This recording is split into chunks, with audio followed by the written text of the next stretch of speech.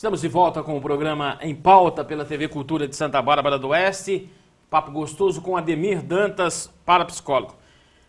Ademir, tem aumentado muitos os casos, a gente que acompanha a área policial, de suicídios.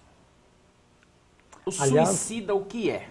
Aliás, é até bom lembrar, né? Você sabe, você deve lembrar que eu trabalhei por 10 anos na Polícia Militar. Eu desenvolvi um projeto no 19º Batalhão da Polícia Militar Americana chamado PAPS, que foi o Projeto de Assistência Psicológica e Social. Na época, o então governador Mário Covas, devido àquela CPI do caso de Diadema, acabou conhecendo este meu projeto e veio o deputado Carlos Sampaio para a Americana para conhecer melhor como que nós implantamos esse trabalho de assistência psicológica num batalhão de polícia com mais de 560 policiais. E acabou virando um projeto-lei. Hoje, todos os batalhões da Polícia Militar têm que ter uma atividade psicológica para estes casos, que é o caso do estresse, da violência e principalmente os casos de suicídio. Tá? Bom, primeiro, voltando à sua pergunta, o que é o suicídio? O suicídio é quando uma pessoa ela chega a um determinado ponto na vida dela que ela não encontra mais nenhum sentido para ela. Normalmente, esta pessoa ela está vivendo uma fase de angústia muito grande, ela sente uma desesperança quase por completo de tudo, seja na área social, seja na área afetiva, seja na área profissional. Tá? E aí, por não se sentir mais tão importante diante de tudo aquilo que ela está vivendo, ela acha que a vida não tem mais sentido. Aí nós temos um grau que ele está desenvolvendo uma patologia psíquica que merece muita atenção. Tá? Merece muita atenção, por quê?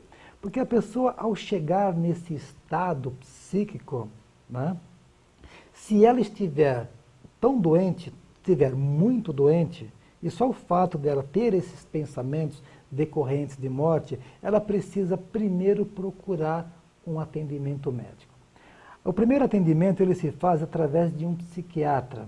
Por quê? Porque o psiquiatra ele é o médico responsável para o tratamento psíquico do indivíduo. É onde ele vai entrar com uma medicação. Tá? Já ocorreu ali uma desordem bioquímica cerebral que vai fazer com que esta pessoa não consiga mais controlar esses impulsos decorrentes desses pensamentos perturbadores. Tá? Então nós temos aquele que comete o suicídio, nós temos aqueles que tentam o suicídio e nós temos aquele que tem só pensamentos decorrentes de morte, mas ele nunca vai se suicidar.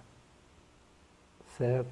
No caso da Polícia Militar, ocorre o quê? Um elemento fundamental quando você tem uma história de suicídio, que é o estresse, é o esgotamento nervoso.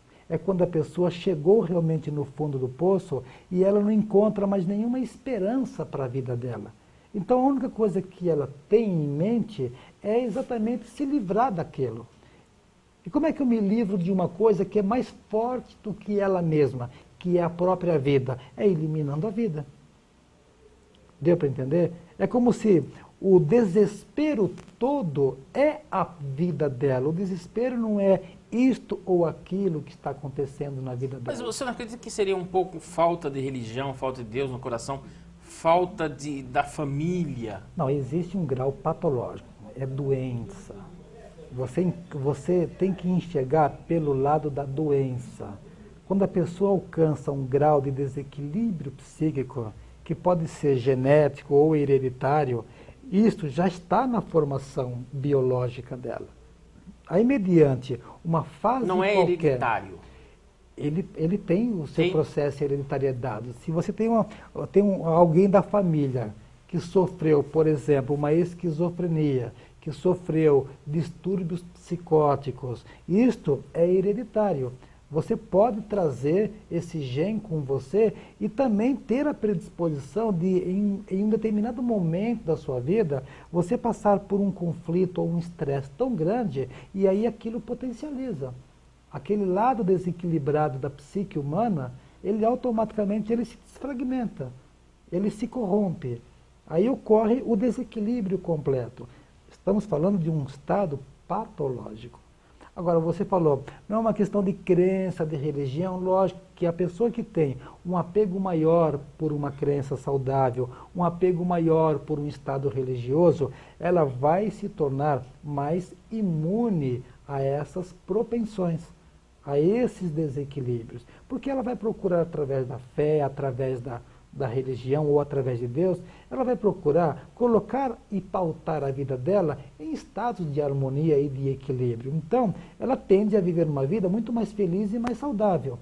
Agora, quando você não está pautado de nada que possa te dar esta base, essa estrutura de equilíbrio na sua vida, você está solto à experiência que você tiver. Mas nós temos que entender que a pessoa que chegou nesse estágio, isto é um grau de patologia. E o melhor conselho para essas pessoas é, se você não se sente bem e você acha que esta é a única ideia ou pensamento que você tem hoje, primeiro procure um médico. Depois de medicado, Maracanã, aí o médico vai encaminhá-lo para uma psicoterapia. É onde você pode procurar um psicólogo, um terapeuta ou até mesmo um parapsicólogo como eu, que trabalha com hipnose e regressão e começar a fazer uma terapia de acompanhamento para que você consiga resolver e eliminar esses conflitos da sua mente. Você conseguiu convencer, entre aspas, alguma pessoa a desistir do suicídio? Sim, eu já tive vários casos, inclusive na própria Polícia Militar eu peguei vários casos de pessoas que tiveram essa tendência, essa propensão. Fizemos o encaminhamento para o médico, o psiquiatra, depois fizemos o tratamento e hoje a pessoa olha para o passado e ela fala, nossa, não sei como que eu tive, entendeu? Aquela experiência tão ruim, não sei como que eu fui passar por aquilo. Mas, é como eu disse, é o momento do desespero. E esse momento, ele desencadeia em você um estado depressivo grave. E isso pode acontecer, olha, com a perda de alguém, a separação, pode acontecer com motivo de doença na família, pode acontecer por um motivo traumático mais forte, um estresse pós-traumático. Você pode trazer isso até da infância. E pode ser que você tenha isto já desde a infância, que são os traumas infantis, que vêm explodir na vida adulta. É que é muito comum as pessoas comparar, por exemplo, depressão com frescura. Ah, porque isso aí é frescura, a pessoa ela tem que ser mais forte, a pessoa tem que ter Deus dentro dela. Não é, a pessoa com depressão, ela está doente, ela precisa de um cuidado especial. Mas a depressão é doença na moda, né? O que é realmente, o que é a depressão? O que a gente define a depressão? A Organização Mundial da Saúde, ela estima que 25% das pessoas no mundo inteiro hoje estão sofrendo dos sintomas da depressão. A depressão é uma dor da alma, é aquela sensação de que você não está bem com você mesmo. É uma sensação forte de tristeza, é uma sensação forte de angústia, dispara seu coração, lhe causa taquicardia, é uma sensação de aperto no peito, é uma sensação de que você não consegue descansar a sua mente e seus pensamentos, você não consegue deitar e dormir tranquilamente, por isso causa insônia. Tem pessoas que adoecem fisicamente em função da depressão. Hoje já é provado cientificamente que uma pessoa pode infartar em função de estados depressivos, pode ter reações neurológicas graves em função de estados da depressão. Quando você tem mais de 5 dos sintomas que eu citei, você já está manifestando a depressão. Então vamos lá, angústia, aquela sensação de dor no peito, sensação de aperto na garganta, de repente parece que tem um nó que você não consegue engolir. Sensação de tristeza, vira e mexe, você está sempre desanimado, desmotivado, cabisbaixo, uma sensação forte de tristeza. Crise de choro, já são 5. Só esses sintomas já começa a encaixar a pessoa no quadro depressivo. Nós temos a depressão leve, moderada e a depressão grave. A depressão leve pode acontecer rapidamente. Por exemplo, você rompeu um namoro. Um casal apaixonado, feliz, de repente, por motivos que nenhum dos dois sabe explicar, desencantou. Aí um termina, o outro cai em depressão, certo? Você pode entrar em depressão porque você perdeu o emprego. Suas expectativas de vida terminaram. Você já acha que não vai conseguir pagar as dívidas, vai perder a condição social que você tem, vai perder o carro novo que você comprou e está pagando mês a mês. Qualquer coisa que possa alterar o teu estado de ânimo e de humor gera a depressão. A pessoa que tem uma predisposição à depressão, seja ela genética ou hereditária, o que vai acontecer? Ela pode passar uma vida inteira, Maracanã, sem manifestar depressão. Mas aí, de repente, acontece um fato na vida dela, pronto, desencadeia tudo. Aí ela tem que procurar um tratamento. Enquanto a depressão é leve, de 6 a 8 meses, você tem que procurar ajuda. Um terapeuta para você desabafar, contar teus dramas, teus conflitos, contar tua raiva, pôr para fora essa raiva, enfim, jogar para fora aquela coisa que está te incomodando, que está te perturbando. De 8 meses a 2 anos, ela já se torna moderada, ou seja, você já não consegue mais dormir, você já está à base de remédios, você já não consegue mais controlar seus pensamentos e suas emoções, suas ideias já são perturbadas, cada vez que alguma coisa acontece, você já entra em crise, você já perde o controle, já não consegue mais se concentrar no que você faz, você tem problemas no seu trabalho, problemas no seu relacionamento, já é uma depressão moderada. Tem que aumentar a medicação e a terapia o mais rápido possível. Só que aí a pessoa ainda não procura, ela acha que a vida é isso mesmo. Aí ela entra na depressão grave, aí ela tem um surto. Sai fora do ar, enlouquece. Tem pessoas que na hora do surto chega a sair pelado na rua na madrugada. Outros tentam o suicídio. Aí ela já entrou numa depressão grave.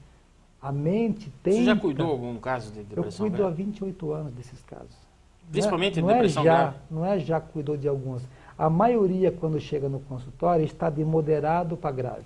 Porque a palavra depressão, né, surgiu de uns anos para cá. Não, pelo contrário. Não, na moda. Na moda, sim, na mídia, vamos dizer assim. Na mídia, assim. Mas existe há muitos anos. Há muitos anos. E não era um assunto comentado e discutido na mídia.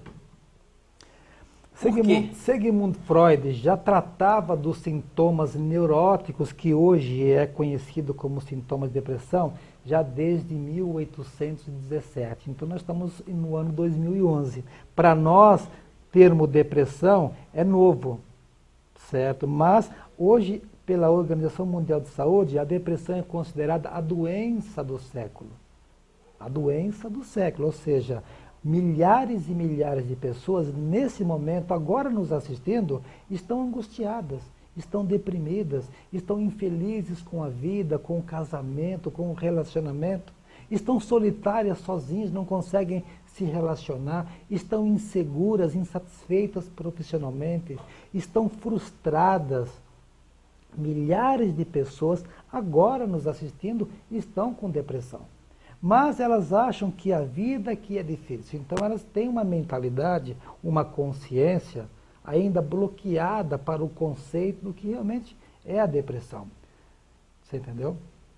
Antigamente, a igreja tratava da depressão como uma manifestação demoníaca. Por isso que surgiu, na época, o exorcismo, que foi uma forma que a igreja encontrou, certo, de combater o mal da época, acreditando que aquelas manifestações eram tratadas como se fossem coisas do mal. Porém, o mal, no fundo, é que naquela época não existia recursos médicos para tratar da depressão.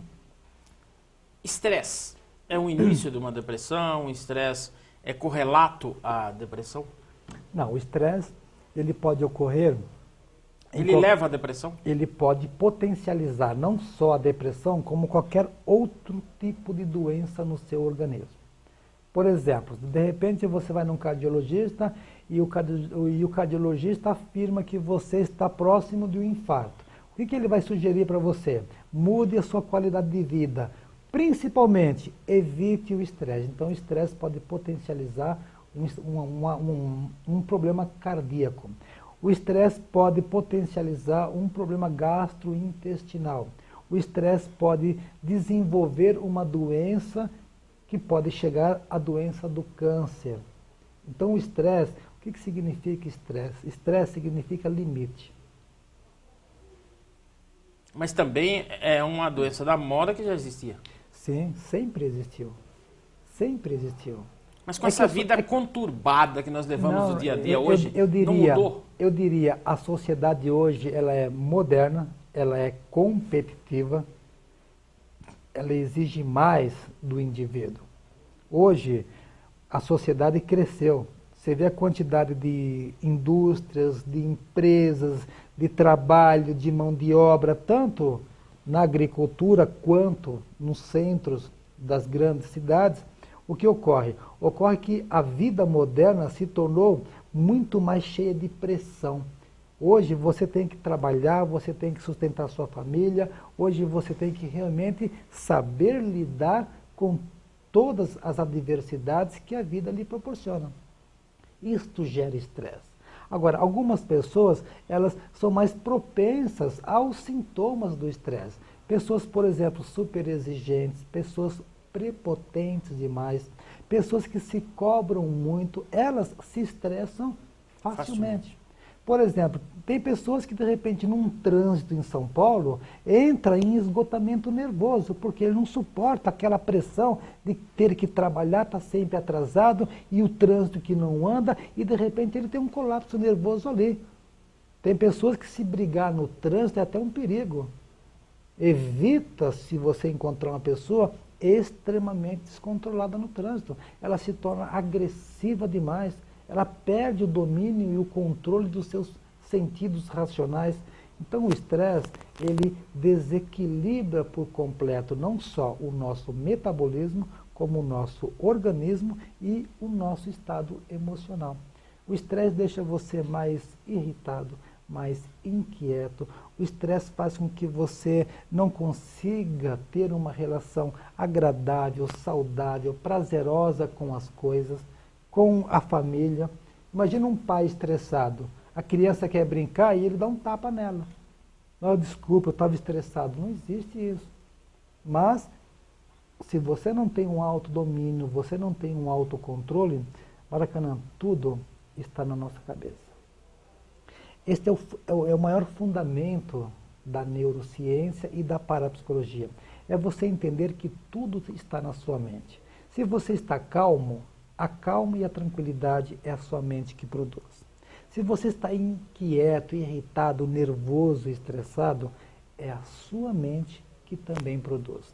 Se você está com depressão, com ansiedade e perdendo o domínio da sua vida, é a sua mente que também produz. Se você está fracassado no trabalho, fracassado profissionalmente, as coisas não dão certo, é a sua mente que produz. Então nós estamos diante do quê? Nós estamos diante do maior órgão do nosso corpo e o maior órgão da nossa vida, que é a nossa mente. Quando você conseguir dominar e controlar a sua mente, você é mais saudável, você tem melhor equilíbrio, você tem uma vida muito mais de satisfação e de prazer, você não envelhece precocemente. Você acha que eu tenho 51 anos? Não aparenta. É a mente. Né? A mente, ela pode adoecer, como ela pode também se curar. Esse é o grande fenômeno da parapsicologia. É mostrar para a pessoa, hoje você está vivendo uma depressão muito grande. Qual é o motivo e a causa dessa depressão? Como nós dissemos, pode ser um trauma de infância, pode ser que a vida dela mudou muito, pode ser que ela se separou do marido ou da esposa, pode ser que ela ficou desempregada e a vida dela caiu, né, por terra abaixo. Vamos buscar esta causa e vamos aprender a organizar a sua mente de uma forma mais construtiva e produtiva. E não organizar a sua mente para um estado autodestrutivo como era antes. Então vamos motivar esta mente, vamos dar prazer para esta mente, vamos fazer com que a vida tenha um verdadeiro sentido para você. Aí sim você está tratando da tua mente. Você tem um problema com alguém? Vai lá, senta, conversa, resolve aquilo. Não guarde raiva, não guarde rancor, não guarde ressentimentos. Você está tratando da sua mente. Faça o que eu faço há mais de 30 anos. Pratique relaxamento, pratique um esporte. Cada vez que vou fazer uma hipnose ou uma regressão num paciente, eu estou fazendo ela em mim também.